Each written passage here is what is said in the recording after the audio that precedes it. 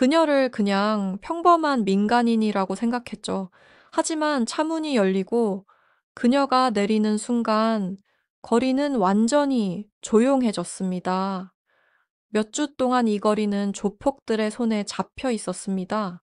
가게 주인들을 마구 밀어붙이며 어떤 결과도 두려워하지 않았죠. 그런데 그날 검은 군용 차량 한 대가 조용히 멈춰 섰습니다. 조폭들은 비웃었습니다. 또 한 명의 민간인이겠지. 그렇게 생각했죠. 하지만 문이 열렸습니다. 707 특임대 중령이 차에서 내렸습니다. 침착했고 흔들림도 없었습니다. 그 순간 모든 것이 바뀌었습니다. 이건 단순한 용기의 이야기가 아닙니다. 정의, 가족, 그리고 모두를 침묵시킨 예상치 못한 반전의 이야기입니다. 부당한 힘으로 무고한 사람들을 괴롭히는 부처 같은 조폭들은 반드시 응당한 대가를 받아야 한다고 생각한다면 지금 구독 버튼을 눌러주세요. 서현 중령의 용기가 헛되지 않았다고 생각하신다면 좋아요도 부탁드립니다. 부패한 사람들에게 절대 동조하지 않는다면 정의는 반드시 승리한다라고 댓글에 남겨주세요. 어디에서 듣고 계신지도 댓글로 남겨주셔도 좋습니다. 그리고 여러분은 어디에서 듣고 계신가요? 어느 도시, 어떤 나라에서 이 이야기를 듣고 있는지 댓글로 알려주세요. 그럼, 이야기를 시작하겠습니다. 서울 명동 공업지대의 공기는 오래된 엔진 오일 냄새와 연탄 냄새, 그리고 멀리서 희미하게 풍겨오는 녹아내리는 금속의 싸한 냄새로 묵직하게 내려앉아 있었다. 오후 중반, 이 지역은 원래 산업의 교향곡처럼 울려야 했다.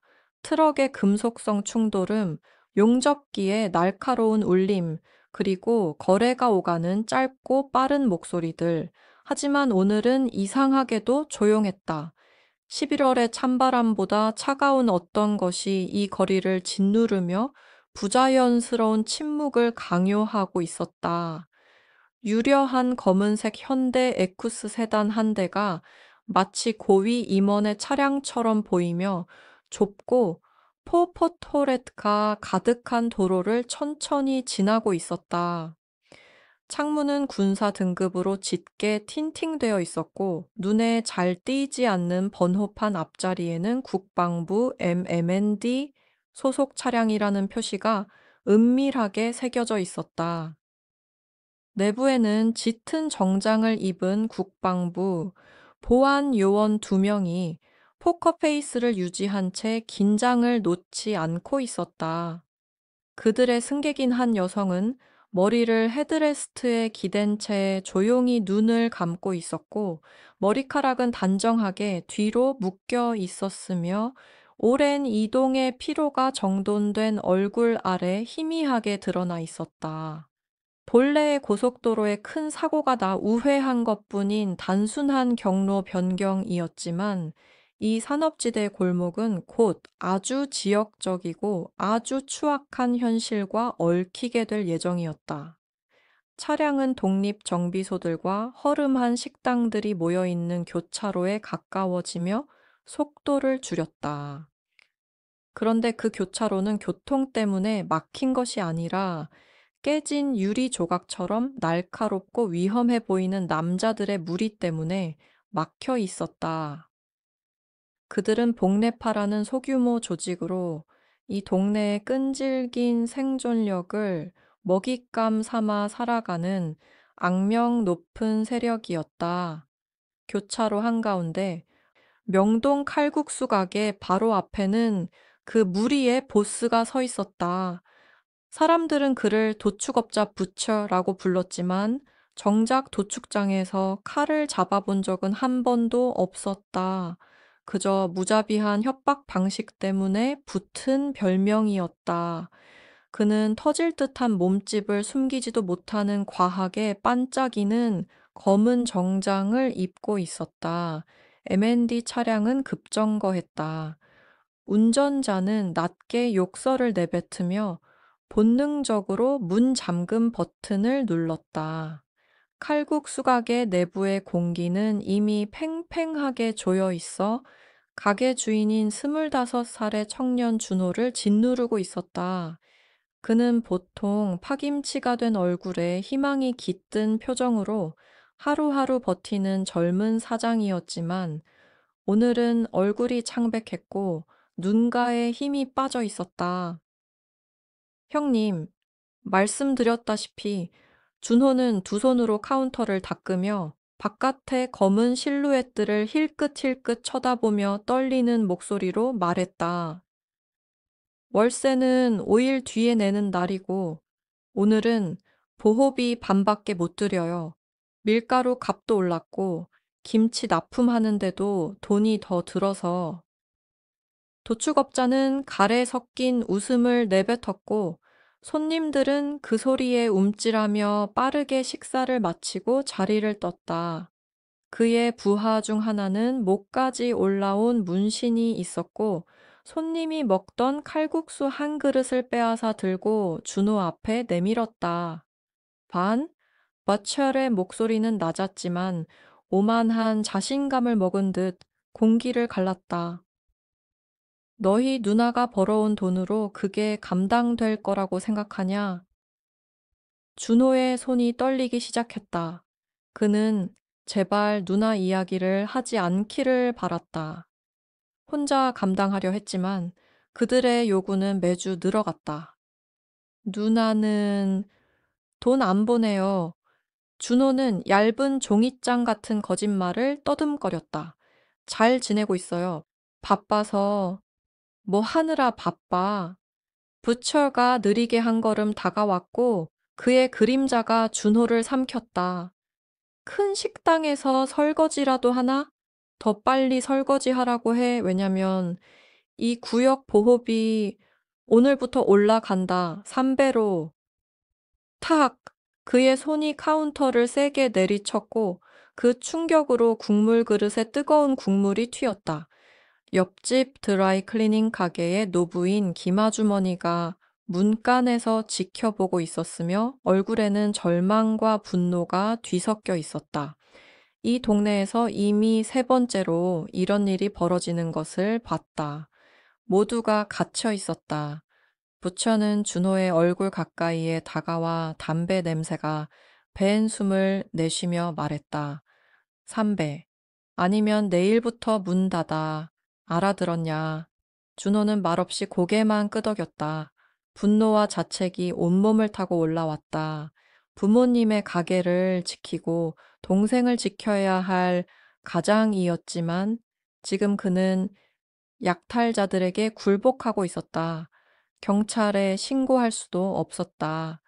신고하는 순간 가게는 바로 박살날 것이 뻔했기 때문이다. 과처는 고개를 돌리며 미소를 지었다.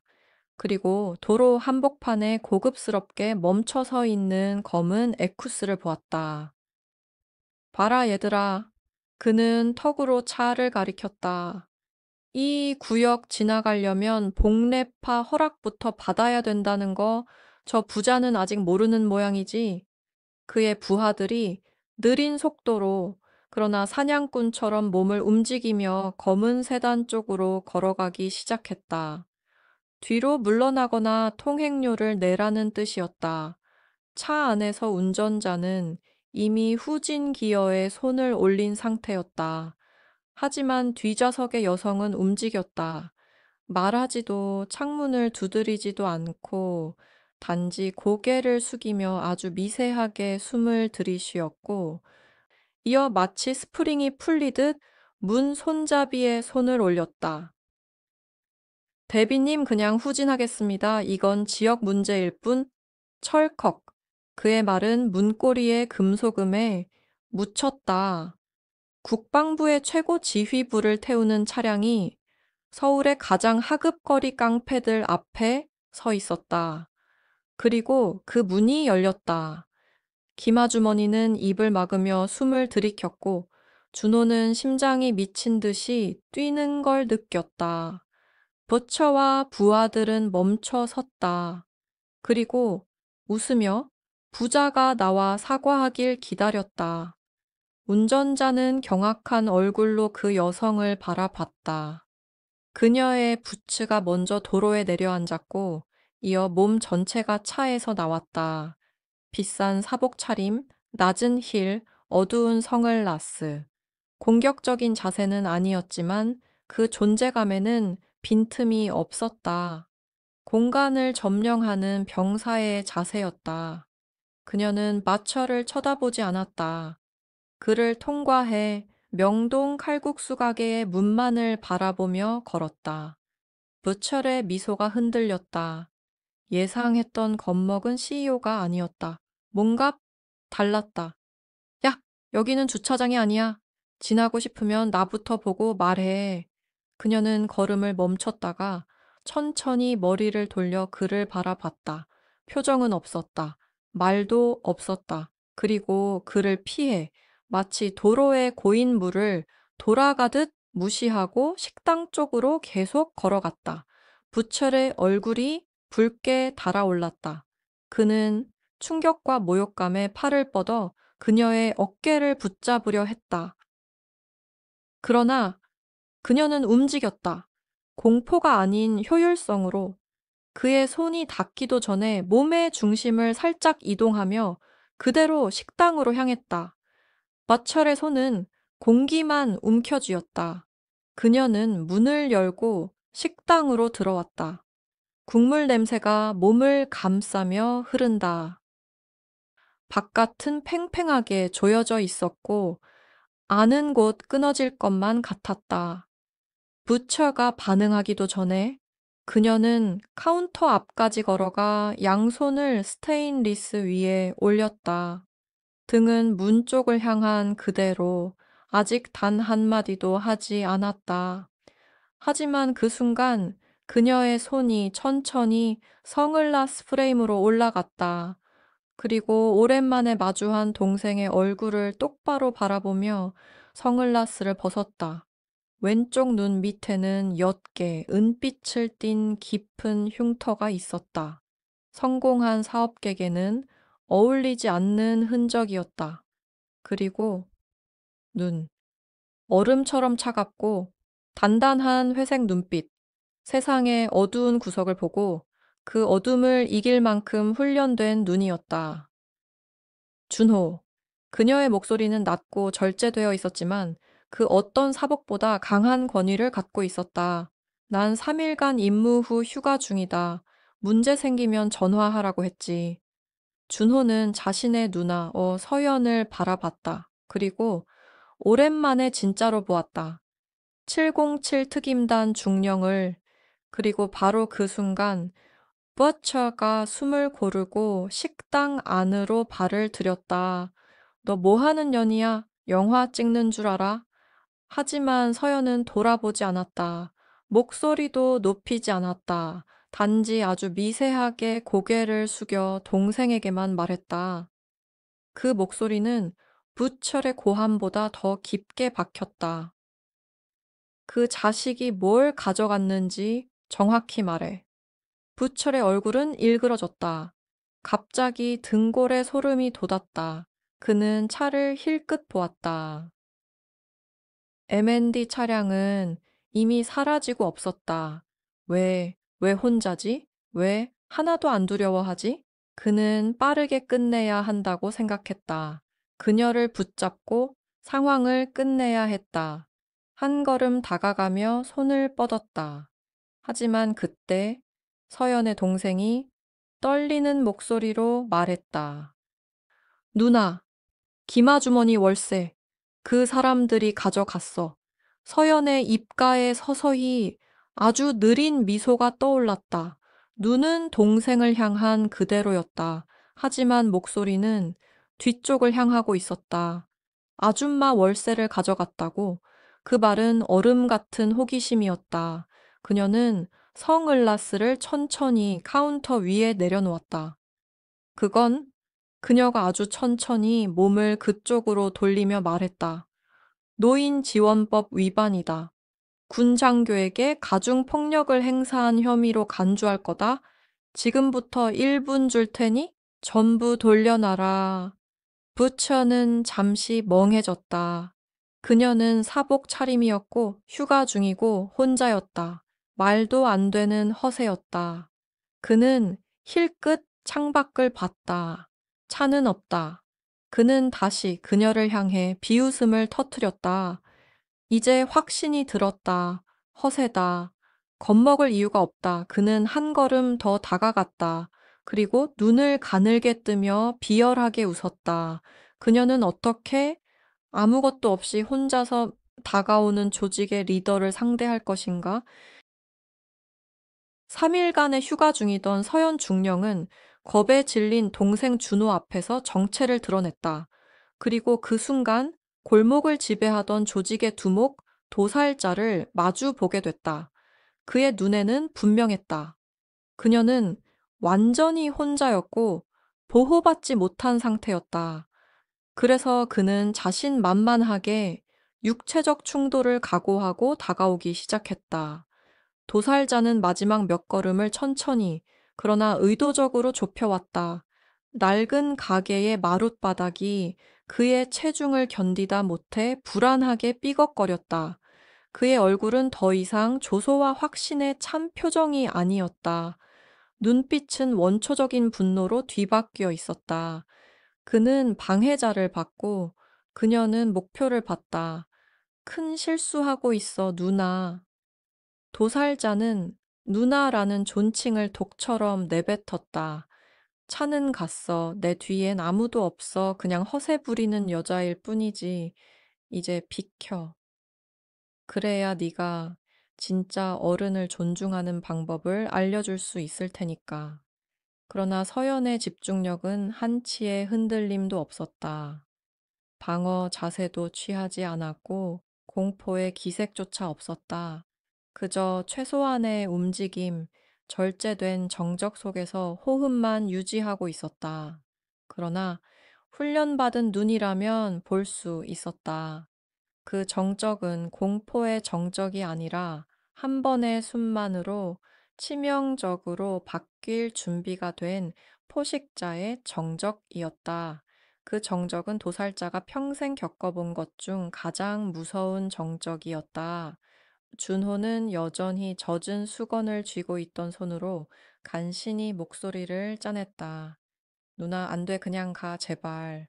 그 순간을 노린 듯 도살자의 오른손이 번개처럼 뻗었다. 그녀의 손목을 잡아 카운터에 내리찍기 위해서 굴복과 모욕을 위한 늘 써온 방식이었다. 하지만 공기가 그의 손 주변에서 흐트러지는 순간 서연이 먼저 움직였다. 눈에 보이는 방어나 격렬한 방역은 아니었다. 그녀의 왼손은 손바닥을 편 채 도살자의 손목을 받았다. 때린 것이 아니라 흘린 것이었다. 그의 힘과 속도를 그대로 이용해 자신의 몸 옆으로 빠르게 지나가게 만들었다. 그와 동시에 그녀의 오른발이 거의 보이지 않을 정도로 미세하게 회전하며 그의 사각에 자리했다. 거구였던 도살자는 자신의 무게에 밀려 중심을 잃었다. 이런! 그는 분노에 찬 목소리로 되돌아서며 소리쳤다. 이 조그마한 그 말이 끝나기도 전에 서연은 답을 날렸다. 연속 타격이 아니었다. 딱 한 번의 정확한 힘. 그녀는 주먹이 아닌 손바닥으로 그의 명치 늑골 사이 태양신경총을 정확히 찔렀다. 그 짧고 날카로운 타격은 힙과 코어 전체 회전을 동반한 완벽한 구심력 공격이었다. 그녀의 체구가 아니라 훈련받은 전투 요원의 전체 힘이 실린 일격이었다. 도살자는 비명을 지르지 않았다. 드라마처럼 쓰러지지도 않았다. 단지 멈췄다. 마치 조각상처럼 숨이 사라진 사람처럼 그의 폐는 단 한 번의 호흡조차 허용되지 않았다. 그리고 그 눈에는 처음 보는 감정이 떠올랐다. 공포. 서연은 한 걸음 뒤로 물러서며 평온한 표정으로 호흡을 유지했다. 마지막 2초 사이에 벌어진 일이었다. 그녀는 말했다. 목소리는 여전히 낮고 안정적이었다. 노인지원법은 65세 이상 시민에게 재정적 압박과 심리적 강요를 금지하고 있습니다. 형량은 매우 무겁습니다. 여기에 국방부 소속 인원에 대한 폭행 혐의까지 더해질 경우 서연은 눈을 동생에게 돌렸다. 벌써 숨도 제대로 못 쉬는 도살자를 바라보며 준호는 입이 벌어진 채 말을 잇고 있었다. 광진구 군경찰 순찰대 긴급 번호로 전화해 7복07 특임대 소속 장교가 현장에서 치안 위반을 목격했고 즉각적인 지원이 필요하다고. 준호는 겨우 입을 열었다. 7? 707? 누나가 7복7이었어? 2년째 중령이야. 그녀는 간단히 정정했다. 도살자에게서 눈을 떼지도 않은 채. 이제 전화. 가게 밖 도살자의 부하 셋. 목에 문신을 가진 자와 그 외 둘은 안에서 들려온 기묘한 소리를 듣고 얼어붙었다. 유리 깨지는 소리도 싸움 소리도 없었다. 그 대신 기괴할 정도의 침묵. 그 침묵은 겁을 먹게 했다. 그중 문신남 용재가 조심스럽게 문을 밀고 안을 들여다봤다. 그들이 본 광경은 예상과 완전히 달랐다. 도살자는 김치통에 기대어 서 있었고 얼굴은 땀과 굴욕으로 뒤범벅돼 있었다. 아직도 숨을 제대로 쉬지 못하며 몸을 떨고 있었다. 그리고 그 앞에서 마치 아무 일도 없었다는 듯 단정히 서 있는 여자 한 명. 뭐, 뭐야 형님? 무슨 일? 용재는 당황하며 손을 상의 안쪽으로 밀어 넣었다. 늘 쓰던 금속 봉을 꺼내려는 움직임이었다. 그때 서연은 동생에게서 눈을 돌리고 문 쪽을 바라봤다. 그녀는 아무 대답도 하지 않았다. 대신 매우 작은, 그러나 절대적인 행동 하나를 취했다. 그녀는 코트 안쪽에서 작은 가죽 케이스를 꺼냈다. 딱 하고 펼친 후 그들에게 보여주었다. 그건 경찰 배지가 아니었다. 대한민국 육군 장교 신분증이었다. 정면을 응시한 군복 사진, 중령 계급을 나타내는 은색 별 3개, 그리고 분명하게 적힌 소속 부대, 제707 특수임무단, 화이트 타이거. 그 아이디를 본 순간 3명의 얼굴엔 공포가 드리워졌다. 747은 교통 단속이나 지역 분쟁에 개입하는 단위가 아니다. 그들은 대한민국 특수작전의 정점이었다. 테러 대응, 고위급 정찰, 극비 작전 등 심각한 상황이 아니면 모습을 드러내지도 않는 존재. 그런데 중령이 여기에 있다? 그것은 곧 그들의 하급 범죄가 국가와 충돌했다는 뜻이었다. 용재의 손이 코트 안에서 멈췄다. 금속봉은 더 이상 무기가 아니라 증거물처럼 느껴졌다. 이건 군부랑 상관없어. 민간 일이야. 휴가 중인 거잖아. 법적으로 당신은 난 휴가 중이 맞아. 서연은 담담히 인정했다. 하지만 난 언제나 어떤 상황에서도 대한민국 육군의 장교다.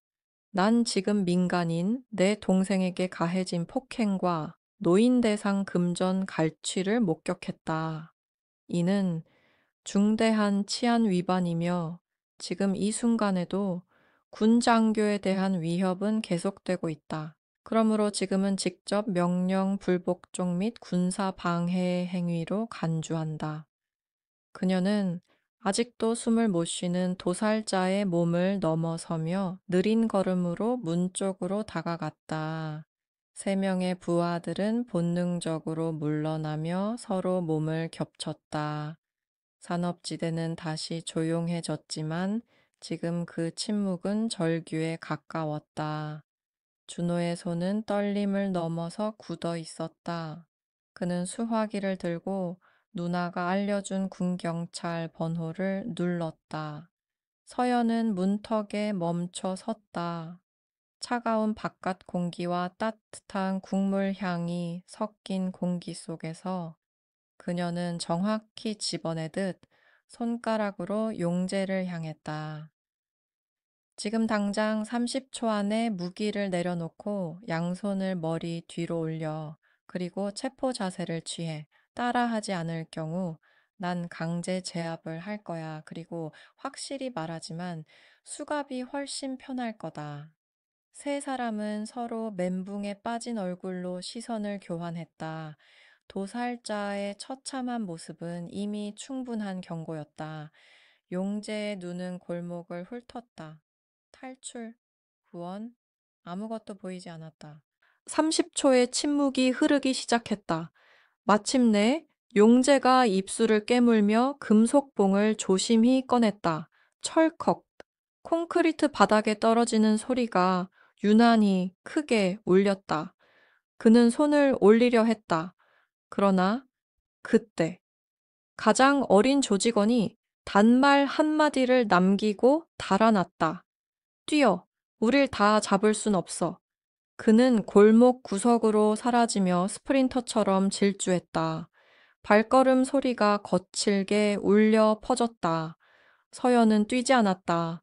그저 고개를 기울이며 소리를 들었다. 그리고 단번에 표정이 굳어졌다. 그녀는 손을 주머니에서 꺼내고 전투 자세를 취했다. 시선은 두 남자가 아니라 달아난 그 골목을 향했다. 저건 체포 도주다. 목소리는 실망으로 차가웠다. 너희 둘은 움직이지 마.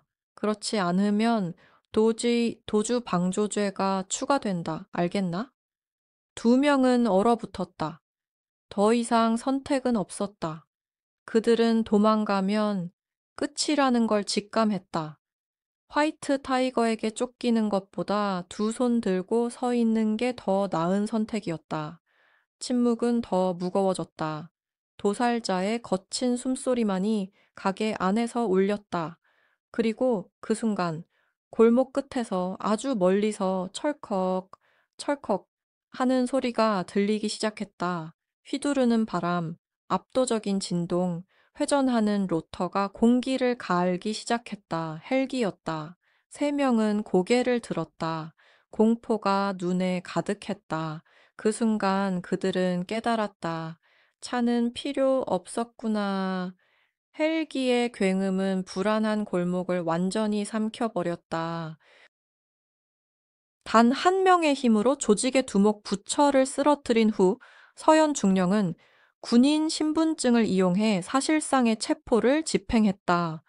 남은 부하 둘, 용재와 또 다른 일당은 여자의 위협 때문이 아니라 점점 가까워지는 군용 헬기에 묵직하고 거친 프로펠러 소리에 얼어붙어 있었다. 그 소리는 이제 멀지 않았다. 그것은 단순한 소음이 아니라 육체로 느껴지는 충격이었다. 회전 날개의 깊고 강한 진동이 아스팔트를 울렸고 준호의 국수집 창문이 떨기 시작했다. 진열장에 정돈되어 있던 도자기, 그릇들이 서로 부딪히며 위태롭게 흔들렸다. 좁은 골목 위에 공기가 압축되고 휘어지는 듯했다. 강력한 기체가 내려오고 있었다. 문신투성이의 행동대장 용재는 진흙 묻은 벽돌벽에 등을 바짝 붙이며 공포에 지배된 얼굴로 하늘을 올려다 봤다. 조폭은 경찰을 두려워한다. 그러나 군대를 경외한다. 손댈 수 없는 영역, 치밀하고 효율적인 살상기계. 그들은 이미 넘지 말아야 할 선을 넘어버렸다. 경찰, 아니야, 이건... 옆에 서 있던 일당이 눈을 크게 뜨고 중얼거렸다. 경찰은 저걸 못 써. 그 순간에도 서현 중령은 여전히 국수집 출입구에 서 있었다. 어두운 공장지대의 그림자를 배경 삼아 완벽히 중심에 선 실루엣. 값비싼 코트 자락이 인공적으로 만들어진 강풍 속에서 살짝 흔들렸고 그녀의 회색빛 눈은 창고 사이 좁은 틈과 건물의 옥상을 냉정하게 계산하며 바라보고 있었다. 지휘자의 손에 쥐어진 지휘봉, 입장할 때를 기다리는 오케스트라, 가게 안쪽에 비스듬히 쓰러진 부처가 마침내 처절하고 거친 숨 한 번을 들이켰다. 갈비뼈가 비명을 지르듯 떨렸다. 그는 신음과 함께 겨우 속삭였다. 용재 폰 브로커한테 전화해. 지금 빨리. 브로커라는 단어가 들리는 순간 용재의 눈빛에 미세한 변화가 일었다. 살아남기 위한 본능. 브로커는 그들의 실질적인 보호막이었다. 시청, 법조계, 보이지 않는 연결고리를 쥐고 있는 남자. 그가 움직이면 웬만한 문제는 사라졌다. 하지만 군대는 그의 영역 밖이었다. 그래도 지금 쓸 수 있는 마지막 카드였다. 용재는 침을 삼키고 천천히 왼손을 코트 안으로 넣었다. 싸구려 휴대폰을 꺼낸 채 눈은 오직 서연 중령을 향하고 있었다. 지금 내가 이 전화 걸면 중령님, 그는 헬기 소음에 맞서 외쳤다. 이건 동네 싸움으로 안 끝나. 정치권 들어온다고 그쪽도 감당할 수 있어? 서연은 그 말에 눈길 한 번 주지 않았다. 그녀의 시선은 도망친 일당 한 명을 향해 있었다. 그때 프로펠러 소리가 정점을 찍었다. 그것은 곧바로 상공에서 멈추지 않았다. 방향을 틀었다. 도망자가 사라진 코너, 김아줌마 세탁소가 있는 골목을 따라 정확히 추적하기 시작했다. 소리는 마치 눈으로 보이는 듯 했다. 포획을 향한 사냥 소리. 몇 초 후, 골목에서 금속이 부딪히는 굉금이 울렸다. 그리고 이어진 한 맺힌 비명. 그러나 그 비명은 두 박자도 차에 지나지 않아 갑작스럽게 끊겼다. 즉시 들려온 건 윈치가 내려가는 강철 소리였다. 도망은 끝났다. 707 부대는 도주라는 시도를 허용하지 않았다. 그 모든 과정, 추격, 포획, 그리고 침묵이 돌아오기까지 30초도 걸리지 않았다. 하지만 용재와 부처에게는 그 30초가 지옥 같은 상상으로 끝도 없이 길어졌다. 그제야 서연 중령이 용재에게 시선을 돌렸다. 그리고 아주 희미하게 냉정한 미소를 지었다. 누구든 불러도 좋습니다. 당신은 이미 공갈, 체포 거부, 그리고 군 장교에 대한 업무 방해죄를 저지르고 있습니다. 공모 혐의까지 추가되면 군 검찰이 매우 기뻐하겠죠. 그녀는 믿기 힘든 행동을 했다. 국수집 안에 남지 않고 밖으로 걸어 나왔다. 바람과 먼지가 뒤엉키는 골목의 한가운데로 부처를 지나 충격으로 굳어버린 준호를 지나 그리고 공포에 붙잡힌 용재와 마지막 일당을 향해 그건 비합리적인 선택이었다. 군용 헬기는 곧 무엇인가 투입할 준비를 하고 있었다. 논리적으로 생각한다면 가게 안에서 기습을 대비해야 했다. 그러나 서연은 그들이 느끼는 안전거리 자체를 무너뜨리기로 했다. 방어가 아니라 압박. 용재는 급하게 전화를 눌렀다. 여기는 용재야. 문제 생겼어. 군대, 맞아, 군복 입었어. 클린업팀 당장 보내. 이건 코드 레드야. 그 순간 헬기가 시야에 드러났다. 큰 수송기나 무거운 공격 헬기가 아니었다. 검은색 완전히 반사의 흔적이 없는 특수, 도색, 개조된 MH-60 블랙호크, 707 특수작전 부대가 사용하는 기종, 끌어올린 바람이 폭탄처럼 거리를 강타했다. 먼지, 쓰레기, 부서진 유리 조각, 모두가 공중에서 소용돌이쳤다. 용재는 눈을 가리며 휴대폰을 떨어뜨렸다. 전화가 끊어지는 소리조차 폭풍 속에 삼켜졌다. 블랙호크는 착륙하지 않았다. 정확히 지상 3, 4미터를 유지하며 완벽한 호버링 상태로 골목을 제압했다. 그 바람은 용재와 마지막 일당을 벽에 못 박듯 밀어붙였다. 그들은 자기 몸을 가릴 힘조차 없었다. 그리고 열린 측면 대로에서 검은 전투복 한 명이 천천히 내려왔다. 헬멧, 바이저, 장비가 꽉 찬 체스트리그. 눈에 띄는 어깨 패치, 세븐 앤 세븐트, SMG. 그는 총을 뽑지 않았다. 그럴 필요가 없었다. 그저 서서 압도적인 존재감 하나로 모든 저항을 끝냈다. 서현 중령은 그에게 등을 돌리고 바람에 흐트러진 머리카락을 가볍게 넘겼다. 그녀는 그 병사를 향해 시선을 고정했다. 병사는 완벽한 교범대로 거수 경례를 했다. 서현 중령님, 하사, 경민 임무 수행을 보고합니다. 대상은 안전하게 제압 완료됐습니다. 확인한다, 경민 하사. 서현은 또렷하게 외쳤다. 남은 2명도 검거하라. 최대한의 억제를 허용한다. 광진구 군경찰서로 이송 후 현역 장교에 대한 가중 업무 방해 및 폭행죄로 기소한다.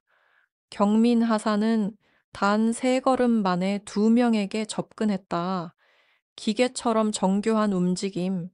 조폭들은 더는 인간의 얼굴로 남아 있지 못했다. 오직 공포만 남았다. 그때 멀리서 자동차 헤드라이트가 돌진해 왔다. 검은 세단 3대. 브로커가 보낸 진짜 지원이었다. 하지만 경미는 3걸음 거리, 그리고 세단은 30걸음 거리, 용재는 거의 미쳐 있었다. 안 가! 시장님한테 전화할 거야. 시장님 불러. 그는 서연을 밀치고 달렸다. 싸우려는 것이 아니라 도망치려는 것이었다. 세단의 불빛. 그게 마지막 희망이었다. 그는 단 2걸음만 움직였다. 쿵! 경민 하사의 팔이 그의 목을 걸고 바닥으로 박아버렸다. 아예 공기가 사라지는 효과음. 용재는 그대로 마비돼 버렸다. 서연은 미동도 하지 않았다. 골목 끝에 세단들을 바라보며 천천히 걸어갔다. 팔짱을 낀 채 차가 섰다. 4명이 내렸다. 2명은 이미 쓰러져 있고 하나는 군복에게 목이 꺾인 채 바닥에 엎어져 있었다. 그리고 하늘에 떠 있는 블랙호크, 길 비켜라, 아가씨, 여긴 민간 구역이다. 시장실에서 왔다. 지금 당장 비켜. 서연은 손을 들었다. 항복도 경고도 아닌 정지의 명령. 블랙호크는 즉시 고도를 낮췄다. 마지막 경고, 군의 영역. 서연은 조용히 말했다. 그러나 그 목소리는 모든 소음을 찢고 들어갔다. 시장실이라고 했습니까? 나는 707 특임대 중령 서연이다. 지금 이 구역은 국방부 작전 구역이다. 추호 안에 철수하지 않으면 군 작전 방해 혐의로 체포한다. 그녀는 미세하게 자세를 낮췄다. 블랙호크도 정확히 3피트 낮아졌다. 조폭의 진짜 백업은 멈춰 섰다. 한 명의 여자 그리고 군용 헬기. 그들은 가게 주인을 위협하러 왔다가 국방부와 맞서게 되었다. 그들은 선택해야 했다. 시장인가 군대인가 그리고 서현 중령은 어떤 방법으로 자신의 군 권한을 증명할 것인가. 서현 중령은 707 블랙호크와 경민 상사라는 든든한 후방 지원을 받으며 조직의 고위 브로커가 보낸 민간 지원 병력을 마주했다. 새로 도착한 일당의 리더는 얼어붙었다. 특수작전 헬기와 자신이 대표해야 할 시장실의 정치적 압박 사이에서 그는 완전히 꼼짝 못하고 있었다. 공기가 심하게 진동했다. 블랙호크의 강력한 하향 기류 때문인지 아니면 브로커 부하들의 공포 때문인지 구분이 어려웠다. 거대한 조폭 리더는 혼란과 반항이 뒤섞인 얼굴로 한 발을 내디뎠다가 헬기가 살짝 기술을 내리치는 순간 즉각 세 발자국 후퇴했다. 말없는 경고였다. 이봐, 아가씨. 그는 돌풍에 맞서 정장을 누르며 소리쳤다.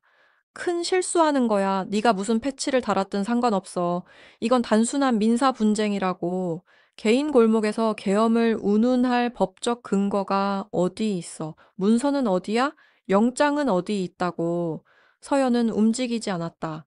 팔짱을 낀 채 골목 한가운데 서서 브로커 부하들이 탄 검은 세단 세대를 꼼짝 못하게 만들었다. 법적 허세에 말려들지 않았다. 단지 그의 눈을 응시하며 상대가 먼저 시선을 피하게 만들었다. 잠시 동안의 정적 속에서 경민 상사는 혼란 속에서도 침착하게 용재와 마지막 일당을 프로급 집게로 묶고 아직 헐떡이는 부처 옆에 가지런히 눕혔다. 그는 서연을 향해 묵묵히 질문하는 눈빛을 보냈다. 서연은 단 한 번 고개를 끄덕였다. 즉시 경민은 전술조끼에서 작은 고출력 에어혼을 꺼냈다. 버튼을 누르자 날카로운 경적 소리가 헬기의 굉음 속을 갈라 지나갔다. 사전 약속된 신호였다. 2초 뒤 멀리서 경쾌하지만 무게감 있는 사이렌 소리가 다가왔다. 지역 경찰의 삑삑거리는 사이렌이 아니라 군사경찰 순찰차의 위험 있는 우우우우 소리였다. 소리는 놀라운 속도로 다가왔다. 이미 차량들은 근처에 배치되어 있었고 신호만 기다리고 있었다. 브로커 부하들은 골목과 뒷골목 위협에 능한 이들이었지만 이제 조직화되고 단호한 대한민국 육군의 힘 앞에 둘러싸이게 되었다. 골목 북쪽에서 두 대의 새하얀 군사경찰 SUV가 코너를 돌았다. 비상등은 눈이 부시게 깜빡이며 타이어는 잠시 끽 소리를 내고 정확하게 멈췄다. 동시에 남쪽 출구를 두 대의 MP 차량이 막아 좁은 공업 골목을 완전히 봉쇄했다. 차들이 멈추자 문이 동시에 열리고 흰 헬멧과 장갑을 착용한 MP 요원 12명이 쏟아져 나왔다. 모두 깔끔한 제식 동작, 경직되지 않은 침착함, 체계적인 움직임으로 브로커 부하들을 애워쌌다. 빠져나갈 틈은 없었다. 민사법 운운하며 소리쳤던 일당의 리더는 얼굴이 창백해졌다. 특수작전 헬기, 칠복숑칠 요원, 이제 12명의 군사경찰, 모두 그의 권한과 훈련 범위를 넘어섰다. 브로커의 보호도 의미가 없었다. 이제 이건 도시 내부 사건이 아니라 국가적 개입이 필요한 사건이었다. 서연은 팔짱을 풀었다. 블랙호크는 지상 부대의 도착을 확인하고 높고 안정적인 고도로 상승하며 굉금은 낮고 불길한 드론처럼 변했다. 골목의 주권은 군사경찰에게 넘어갔다.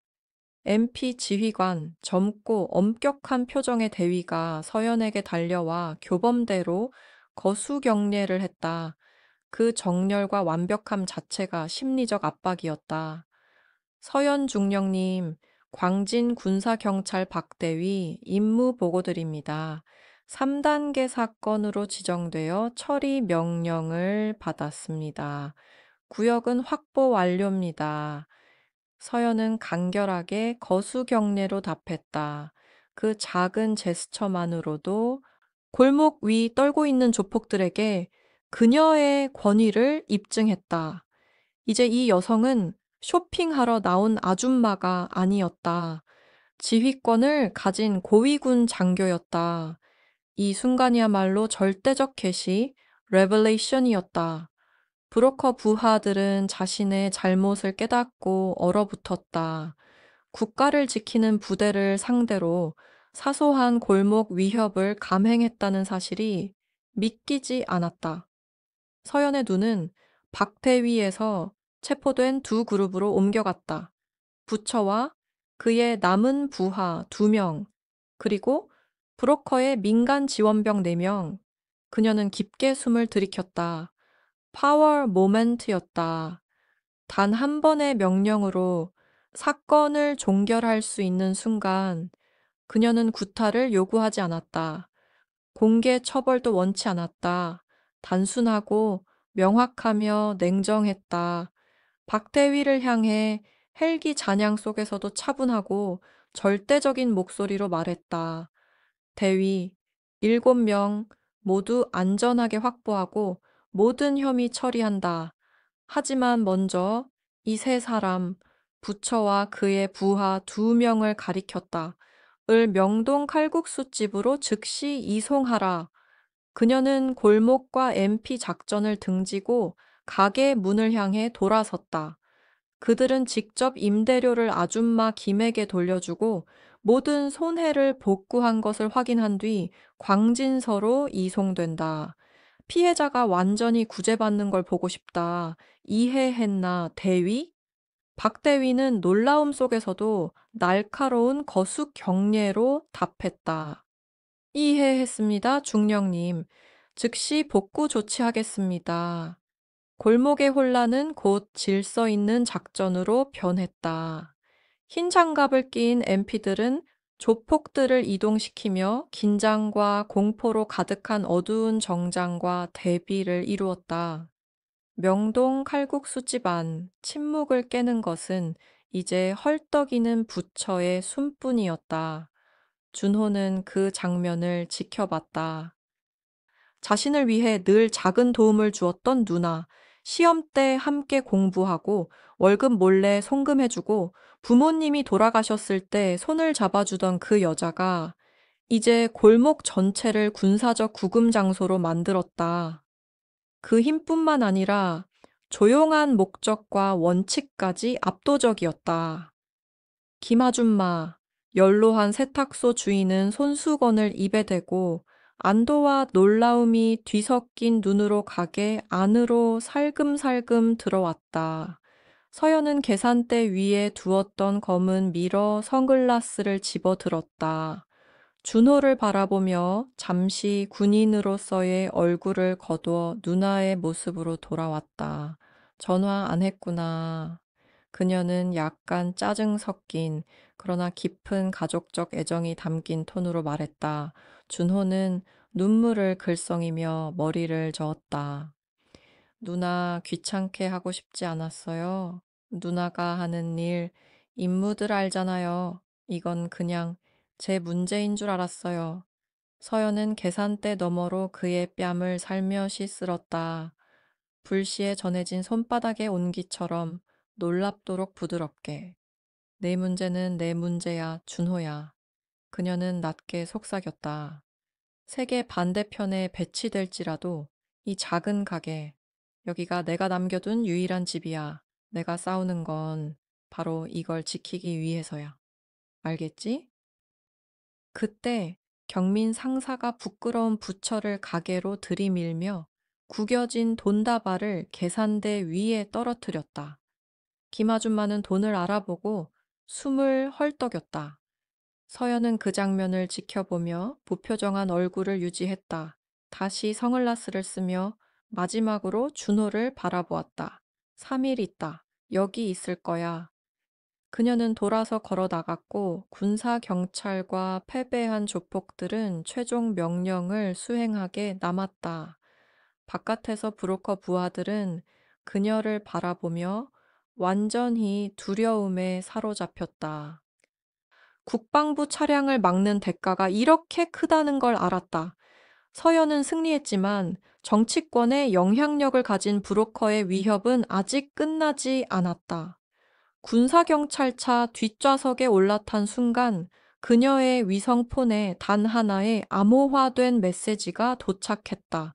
상관으로부터였다. 내용은 단 2단어. 우리가 보고 있다.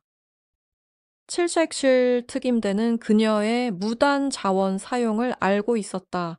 그러나 그 메시지는 경고일까, 묵인일까, 그리고 이번 결단이 그녀의 군 경력과 서울 정치권 속으로 얽히게 될 향후 영향은 무엇일까?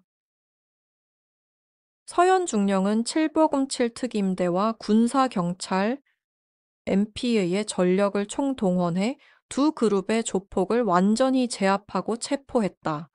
그녀의 마지막 명령은 개인적 정의를 실현하는 순간이었다. 원래 조폭들에게 훔친 임대료를 김 아줌마에게 돌려주도록 강제한 뒤 군사법에 엄중한 심판을 받게 한 것이다. 장면은 그녀의 상관으로부터 온 불길한 암호화 메시지 한 통으로 마무리된다. 우리가 보고 있다. 블랙호크의 굉음은 드디어 하늘로 사라졌고 그 자리에 조폭들이 만들어낸 공포보다 훨씬 깊은 정적만 남았다. 이제 남은 소리는 멀리서 들려오는 군사경찰의 전문적 움직임과 명동 칼국수집 안에서 흘러나오는 김 아줌마의 조용하고 절제된 울음뿐이었다. 대결의 클라이맥스는 폭력적 난투가 아닌 체계적이고 절차적인 권력 해체로 진행되고 있었다. 가혹하고 무자비한 가로등 불빛 아래 박태위가 마지막 체포 과정을 감독했다. 부처와 남은 부하 2명, 용재와 이름 모를 조폭은 군용 수갑으로 손이 뒤로 묶인 채 권리를 고집받고 있었다. 브로커가 보낸 4명의 조폭도 따로 선 똑같이 경직된 줄을 섰다. 그들의 얼굴에는 군사 등급 범죄의 민간 정치 사무실이 연루되었다는 공포가 가득했다. 한때 거만했던 부처는 이제 경민 상사의 감시 아래 서 있자 더 이상 두려움을 감출 수 없었다. 군사경찰의 차갑고 조용한 효율성에 그는 서서히 무너졌다.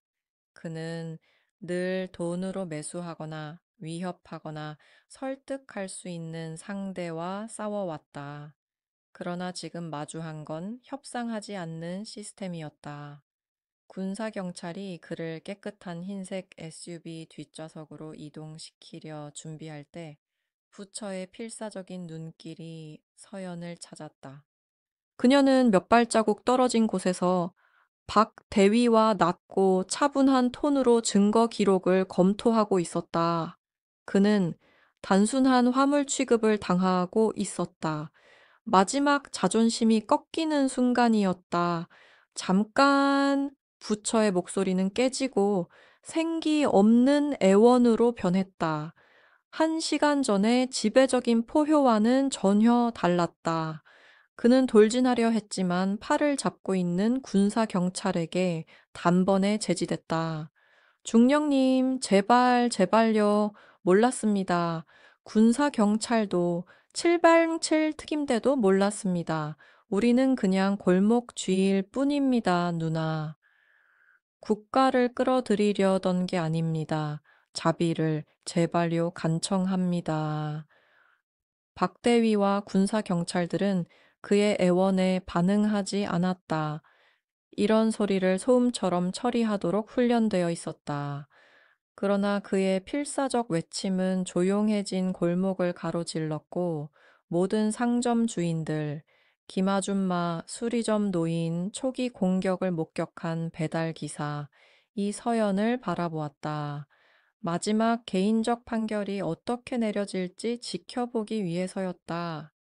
서연은 천천히 머리를 돌려 체포 명령 이후 처음으로 그의 존재를 인정했다. 그녀는 단호하게 걸어가 그의 얼굴 바로 앞에서 멈췄다. 그녀의 눈길에는 분노, 연민, 승리감이 없었다. 오로지 판사의 냉정한 최종 심사였다. 군사경찰 작전을 방해하고 있다는 사실을 몰랐을 겁니다. 서연은 차분하고 평정된 목소리로 말했다. 하지만 절박한 노인을 상대로 돈을 빼앗고 있다는 것은 알고 있었지요. 부모님의 유산을 지키려는 청년을 위협하고 있다는 것도, 방역할 힘 없는 사람들을 대상으로 약탈했다는 것도 알고 있었죠. 그녀는 잠시 멈춰 진실의 무게를 느끼게 했다. 행동을 선택할 기회는 있었습니다. 그러나 당신은 잘못 선택했습니다. 그녀는 한 걸음 물러서며 그들 사이의 최종적 권위의 거리를 남겼다. 목소리를 높이지 않았지만 말의 냉엄함이 정적 속에 울렸다. 당신은 이미 기회를 가졌습니다. 그녀는 완전히 등을 돌리고 교환을 종료했다. 부처는 패배하며 군사경찰 사이에 축 늘어졌고 마지막 자비의 외침은 복수 대신 해결에 집중하는 전문가에게 무시당했다. 부처와 민간 지원병이 완전히 확보되고 군사경찰 호위대가 질서 있게 떠나자 골목은 천천히 생기를 되찾았다. 경민 상사는 임무를 마친 후 마지막으로 서연에게 격려했다. 복귀 허가 요청합니다, 중령님. MH60 무단 사용에 대한 보고서를 본부에 제출하겠습니다. 서연은 고개를 끄덕이며 여전히 차분한 표정을 유지했다. 알았다, 상사. 신속한 대응 감사한다. 휴가 끝나면 서류 처리에 대해 책임지겠다. 경민은 마지막으로 짧게 존중의 경례를 하고 블랙호크 합류 지점으로 향하는 지프를 타러 갔다. 군사 경찰이 떠나며 조폭을 연행하자 골목 주민들은 조심스레 모습을 드러냈다. 김 아줌마는 안도와 감격의 눈물로 얼굴을 적신 채 국법을 따른 깊은 절을 했다. 감사합니다, 중령님. 우리를 구해주셨어요. 우리 동네를 지켜주셨어요. 서연은 즉시 무릎을 꿇고 아줌마가 완전히 절하는 것을 막았다. 김아줌마, 일어서세요. 이 동네는 저도 지키는 곳입니다. 그냥 쓰레기를 치운 것뿐이에요. 산업지구의 조용한, 진정 어린 안도감의 숨결이 퍼졌다. 크지 않고 격렬하지는 않았지만 상점 주인들의 따뜻한 감사의 시선과 속삭임이었다. 몇몇 노인 상인들은 조용히 박수를 치며 정의가 단호하고 깨끗하게 실현되는 순간을 눈으로 확인했다. 서연은 일어나 명동 칼국수집 안으로 돌아갔다. 준호는 계산대 뒤에서 수건도 잊은 채 안도와 자부심, 남은 공포가 뒤섞인 얼굴로 그녀를 바라봤다. 그는 이제 더 이상 707 중령이 아닌 자신을 지켜주는 무자비하고 흔들리지 않는 누나를 보고 있었다. 그는 손을 내밀었고 서연은 마침내 방패를 내려놓았다. 그녀는 계산대 주변을 돌아 준호를 꼭 안았다. 군인의 단단한 손길이 가족의 포옹으로 부드럽게 변했다. 준호는 그녀를 꼭 안으며 군복과 화약 냄새, 그리고 국수집의 따뜻한 김이 섞인 향을 느꼈다. 고마워요, 누나. 다 잃은 줄 알았어요. 아무것도 잃지 않았어. 그녀는 속삭였다. 이제 얼굴 닦아, 장군님. 내가 휴가 중이야. 3일 남았어. 약속한 김치찌개 해야지. 준호가 안도의 미소를 지었다. 서연은 그 미소를 바라보며 자신이 걸어온 길과 이번 결단이 완전히 정당했음을 느꼈다. 평화가 돌아왔고 가족이 지켜졌으며 시청자들은 예상치 못한 영웅을 통해 정의가 실현되는 순간을 보았다. 해가 지평선 아래로 내려가며 산업 거리에는 길고 평화로운 그림자가 드리웠다. 서연은 작은 깨끗이 닦인 테이블에 앉아 특수 위성폰을 꺼내 암호화 메시지를 다시 확인했다. 우리가 보고 있다. 그녀는 미소 지으며 메시지를 삭제했다. 후속 결과를 감당할 준비가 되어 있었다. 2날 반 남은 무단 휴가, 군은 주시하고 브로커는 치욕에 빠졌고 골목은 깨끗했다. 하지만 브로커의 강력한 인맥이 이번 공개 굴욕을 반드시 되갚으려 할 것이다. 휴가가 끝나고 부대로 복귀했을 때 서연을 기다릴 것은 군사 재판일까? 아니면 브로커의 고위 민간 부패를 최종 처리하는 새로운 특수 임무일까?